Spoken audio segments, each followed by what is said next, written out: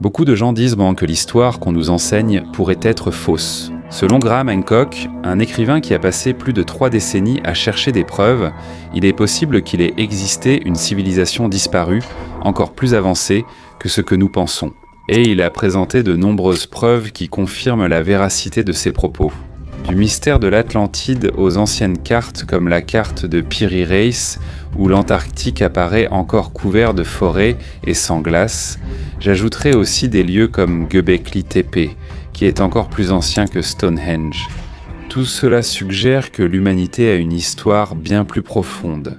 Et la plus grande question ici, si des sociétés avancées ont vraiment existé dans les temps anciens, où sont passés leurs vestiges ?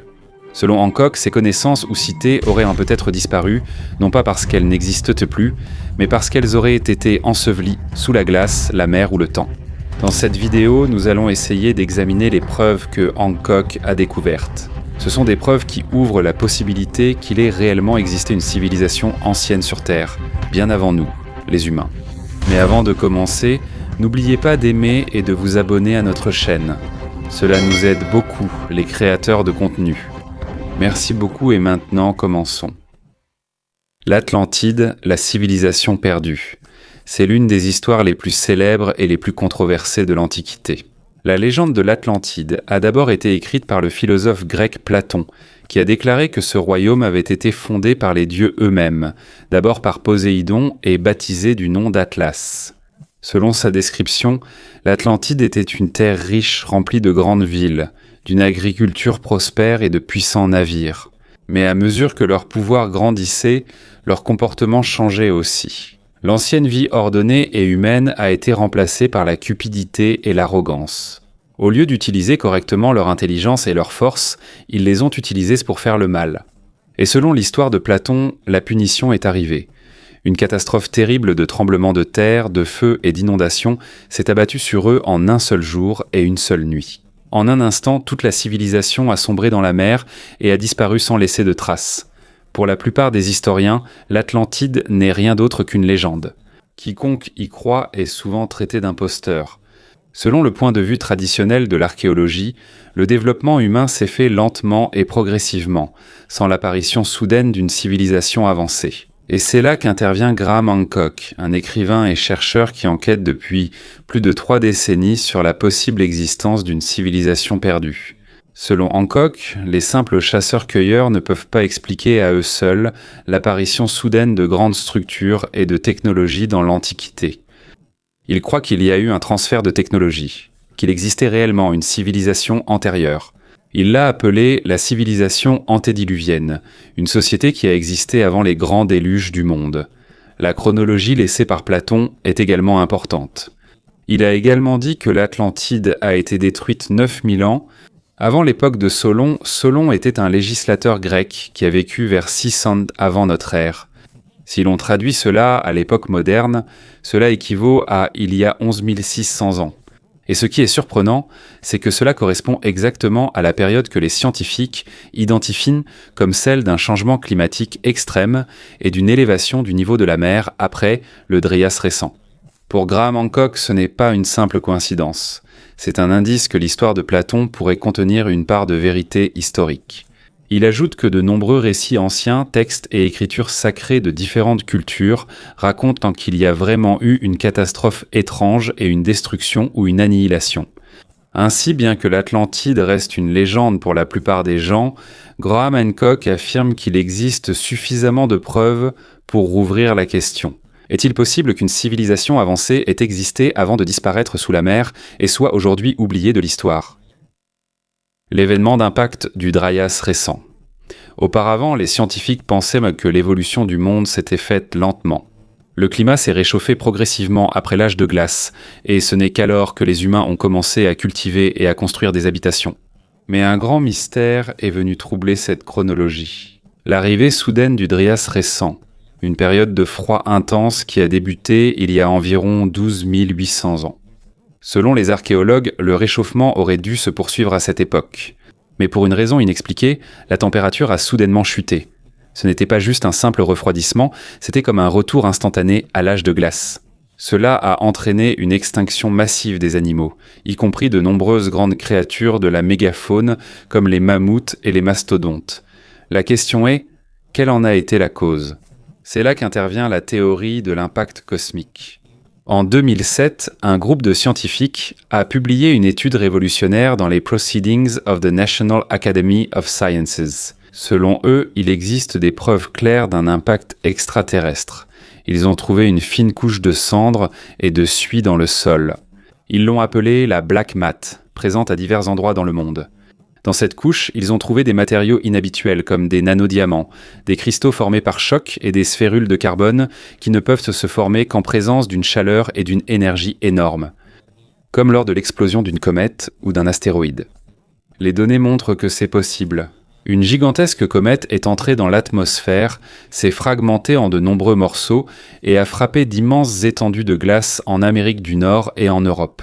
L'impact a provoqué instantanément des inondations, des incendies et un bouleversement climatique massif. Le plus terrifiant est que la date de cette catastrophe coïncide presque avec ce que Platon a dit sur la submersion de l'Atlantide, il y a 11 600 ans. C'est pourquoi beaucoup pensent que la légende racontée par Platon pourrait en fait être le souvenir réel d'un événement authentique. Depuis plus d'une décennie, les recherches se poursuivent. En 2014, des preuves ont été publiées dans le Journal of Geology concernant la découverte de davantage de nanodiamants sur 3 continents. En 2015, une nouvelle étude est sortie affirmant qu'il n'est pas possible que ces marqueurs se soient informés lentement. Cela s'est produit soudainement, en l'espace d'un seul jour et d'une seule nuit, exactement comme Platon a décrit la catastrophe de l'Atlantide. Jusqu'à présent, le puzzle n'est toujours pas complet. Le problème, c'est qu'à cause de l'épaisse couche de glace à l'époque, il est difficile de trouver les cratères laissés par l'impact. Mais malgré cela, les preuves recueillies au Mexique, au Groenland, en Syrie et dans d'autres endroits sont clairement révélatrices. Une catastrophe cosmique a frappé la Terre et a complètement changé le cours de l'histoire. Göbekli Tepe, le plus ancien temple mégalithique. L'un des plus grands mystères de l'histoire est Göbekli Tepe en Turquie. Un lieu qui a complètement changé notre compréhension de les origines de la civilisation. Selon les archéologues, ce site a été construit il y a plus de 11 600 ans. Cela signifie qu'il est plus ancien de 7000 ans que Stonehenge et de 6000 ans que n'importe quel autre temple mégalithique. Les énormes pierres et les gravures ici montrent qu'il y avait déjà des gens à cette époque qui savaient en faire de l'architecture et planifier, même si cette période est encore considérée comme l'âge de pierre. Le professeur Klaus Schmidt, l'archéologue qui a dirigé les fouilles, a découvert 3 choses surprenantes à ce sujet. Premièrement, il n'a pas simplement été abandonné à la nature. Après près de 1000 ans d'utilisation, tout le site a été délibérément enfoui par les gens, couche par couche de terre et de pierre, comme s'ils voulaient le cacher à la génération suivante. Deuxièmement, comme il n'a pas été perturbé par d'autres civilisations, l'âge du site est clair et précis. Et les scans montrent que ce que nous voyons aujourd'hui comme des cercles de colonnes de pierre n'était qu'une petite partie de l'ensemble du complexe. Il y a encore des centaines de grandes colonnes enfouies sous terre, attendant simplement d'être à nouveau révélées. Troisièmement, les gravures sur les colonnes, les animaux, les symboles et parfois d'autres marques semblent raconter l'histoire d'un monde perdu dans l'histoire. D'autres disent que cela pourrait être la mémoire d'un événement cataclysmique qui a effacé une civilisation antérieure.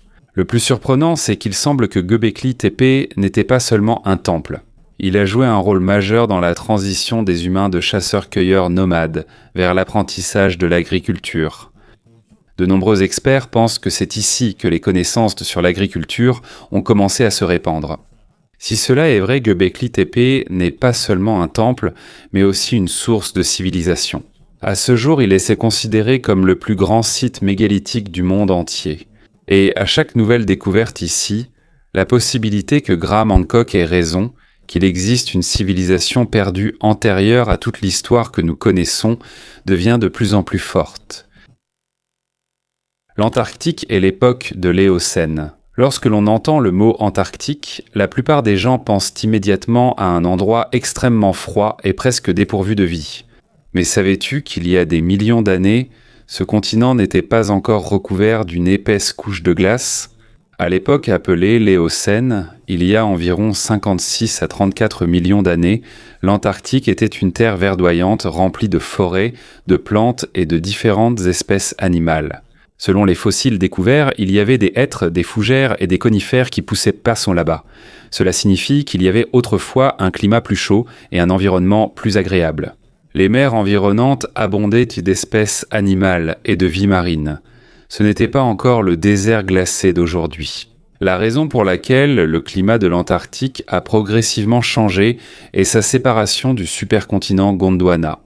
Au fur et à mesure que le continent se déplaçait vers la partie la plus australe du monde, la circulation des océans changeait également, et le courant circumpolaire antarctique a commencé à se former progressivement. À cause de cela, le flux d'eau chaude vers le continent a été interrompu et un refroidissement généralisé a commencé, apportant de la glace sur tout l'Antarctique. Mais l'histoire ne s'arrête pas là. Certains chercheurs et passionnés d'histoire ont des théories selon lesquelles il pourrait y avoir d'anciennes structures ou des ruines cachées sous l'épaisse couche de glace de l'Antarctique. Ce qui soulève des questions encore plus grandes.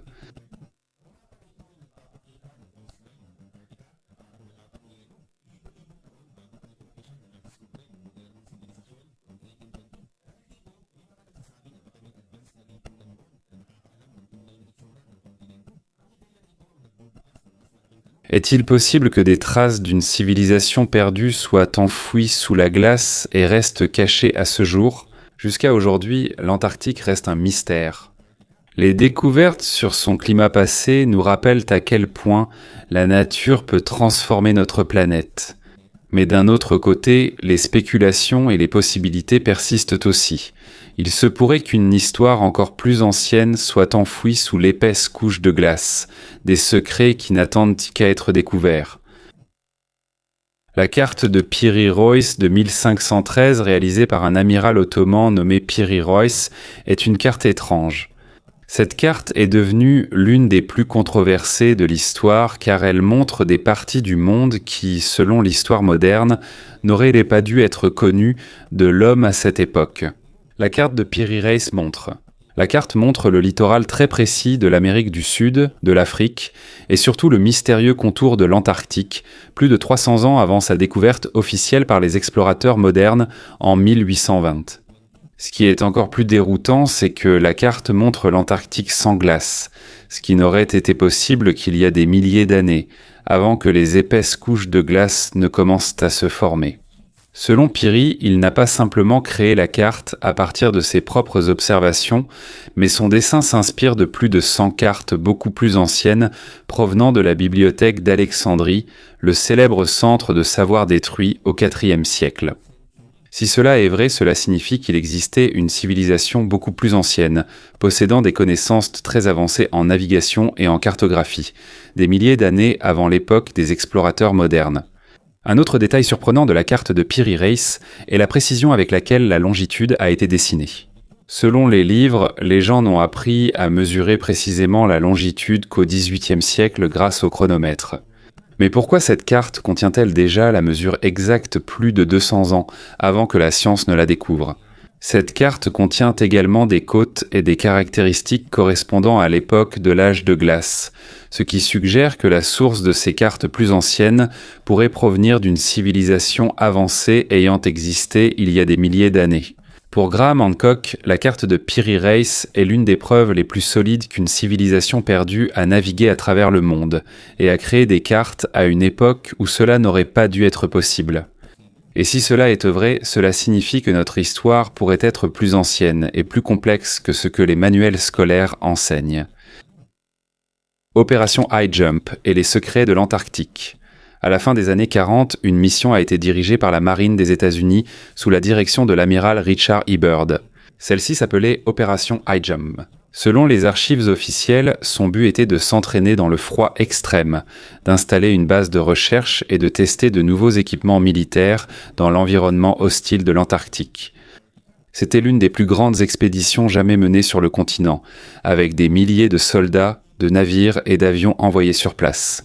Mais même si les documents publiés par le gouvernement sont clairs, de nombreuses spéculations ont également émergé autour de cette mission. Certains pensent donc que l'opération High Jump n'était pas simplement un exercice d'entraînement ou un projet scientifique. Selon certaines théories du complot, il est possible qu'il y ait eu un objectif caché.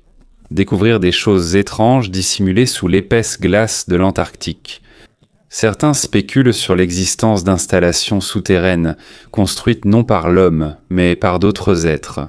Il y a aussi des histoires qui disent que le groupe de Byrd aurait aperçu d'étranges objets volants pendant leur mission. Certains ont immédiatement fait le lien avec des extraterrestres, comme s'il y avait des bases aliens cachées sous la glace. De plus, certains affirment que les journaux secrets de l'amiral Byrd lui-même mentionnaient des rencontres inhabituelles.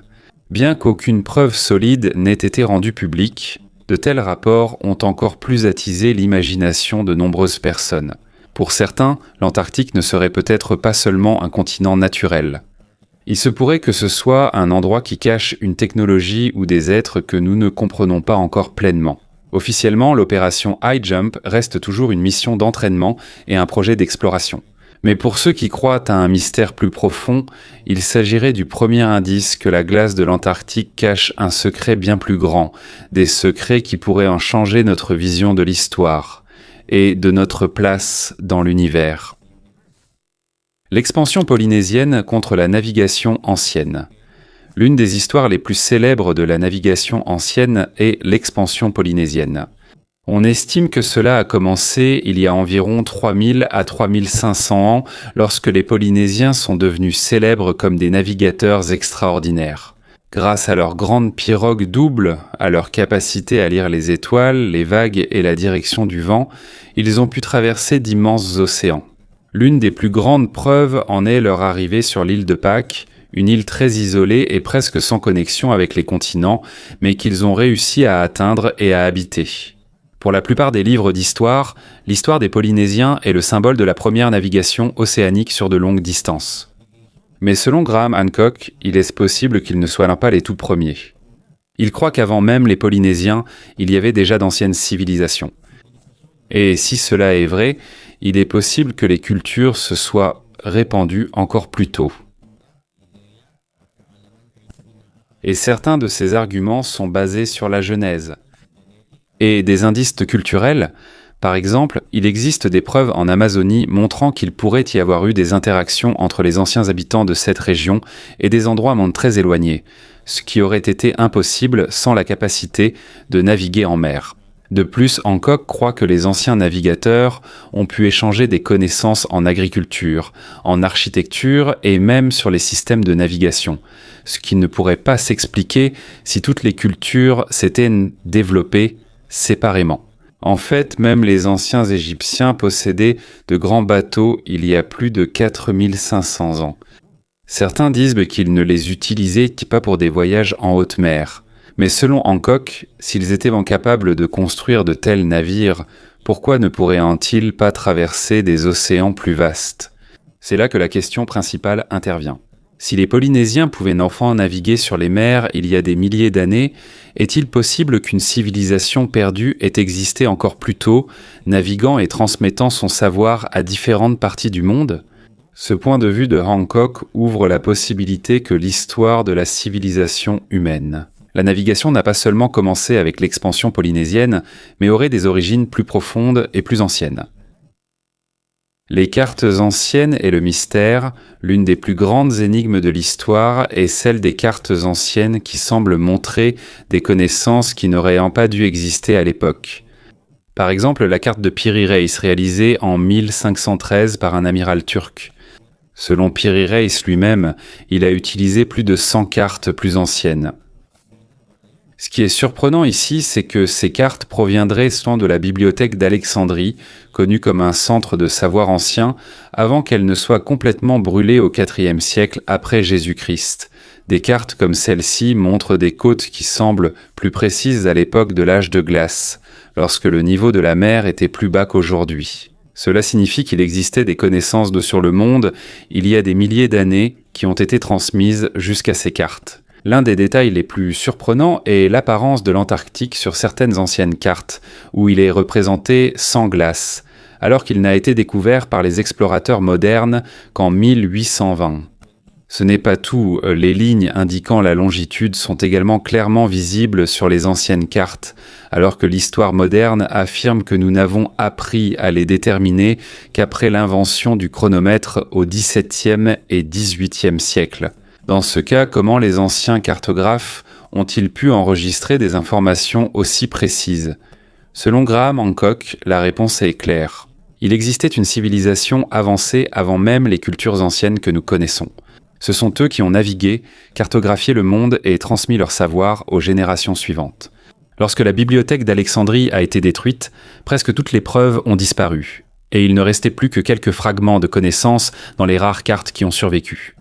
C'est vrai, cela signifie que les anciens n'étaient pas seulement compétents en navigation, il est possible qu'ils aient été encore plus avancés que ce que nous pensons. Et ces cartes, selon Hancock, sont des indices que notre passé est plus complexe et plus mystérieux que ce que l'histoire traditionnelle enseigne. La route de Bimini et les grands bancs des Bahamas. Sur une vieille carte, en particulier la carte de Piri Reis, il y a une représentation d'une île près de l'Amérique du Nord, connue sous le nom de Grand Banc des Bahamas. Ce qui est étrange ici, c'est que la carte montre de grandes structures en pierre ressemblant à une route.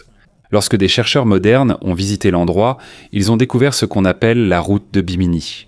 C'est une série de grandes pierres alignées sous la mer qui, à première vue, semblent s'être formées naturellement. Mais selon Graham Hancock et d'autres partisans, son agencement est trop droit et systématique pour être simplement l'œuvre de la nature. Pour eux, il s'agit d'une construction humaine, une ancienne route qui est maintenant submergée sous l'eau. La grande question est: pourquoi se trouve-t-elle maintenant sous la mer ? La réponse pourrait se trouver à l'époque de l'âge de glace. Lorsque le niveau de la mer était plus bas, une partie des grands bancs des Bahamas émergeait au-dessus de la surface. Si cela est vrai, il se peut que des gens aient construit cette structure et l'aient utilisée comme passage ou site cérémoniel avant qu'elle ne soit engloutie par la mer lors de la montée des eaux. Si on relie cela aux cartes, cela renforce encore l'idée qu'il existait une civilisation avancée il y a des milliers d'années, une culture capable de construire, de naviguer et d'enregistrer le monde d'une manière bien au-delà de ce que l'on attendait à leur époque. Pour Hancock, la route de Bimini n'est pas seulement un alignement de pierres. C'est un indice, une trace restante d'une civilisation oubliée qui a autrefois prospéré puis a disparu de l'histoire. La grande bibliothèque d'Alexandrie. L'une des plus grandes énigmes de l'histoire est la disparition de la grande bibliothèque d'Alexandrie. Elle a été construite en Égypte il y a des milliers d'années et était considérée comme le plus grand dépôt de connaissances de l'Antiquité. On disait qu'elle abritait des milliers de rouleaux et de manuscrits provenant de différentes parties du monde, des cartes, des notes d'astronomie, de médecine, de philosophie et d'histoire. Selon certains récits, les cartes utilisées par l'amiral Piri Reis en 1516 pour dessiner sa célèbre carte du monde pourraient en provenir de cartes plus anciennes qui étaient autrefois conservées à la bibliothèque d'Alexandrie. C'est surprenant car ces anciennes cartes montrent les côtes de continents comme l'Amérique du Sud et même de l'Antarctique, plus de 300 ans avant leur découverte officielle par les explorateurs modernes. Si les anciennes cartes sont basées sur des sources d'informations encore plus anciennes, cela signifie qu'il existait une civilisation plus avancée avant l'histoire connue. Il est possible que les survivants d'une civilisation disparue comme l'Atlantide aient transmis leurs connaissances qui auraient ensuite abouti à la bibliothèque d'Alexandrie. Malheureusement, cette bibliothèque a brûlé et a complètement disparu. Il existe de nombreuses spéculations sur les responsables. Étaient-ce les Romains, les extrémistes chrétiens ? Ou est-ce simplement la guerre qui a causé la destruction ? Il n'y a pas de réponse certaine. Ce qui est clair, c'est qu'avec la disparition de la bibliothèque, une immense partie de notre histoire passée a également disparu. Imagine si elle n'avait pas été détruite, nous connaîtrions peut-être depuis longtemps les secrets des cartes anciennes, la véritable connaissance de l'astronomie et l'histoire des civilisations qui nous ont précédés. La disparition de la grande bibliothèque d'Alexandrie est l'une des principales raisons pour lesquelles les plus grandes questions sur nos origines restent un mystère.